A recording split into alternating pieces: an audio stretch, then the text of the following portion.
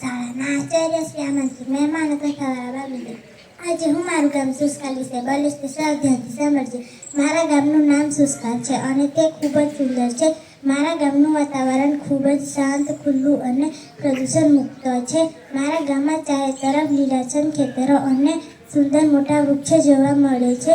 મારા ગામમાં મોટા ભાગના ઘર પાકા અને સ્વચ્છ છે, જ્યાં લોકો હળીમળીને રહે છે.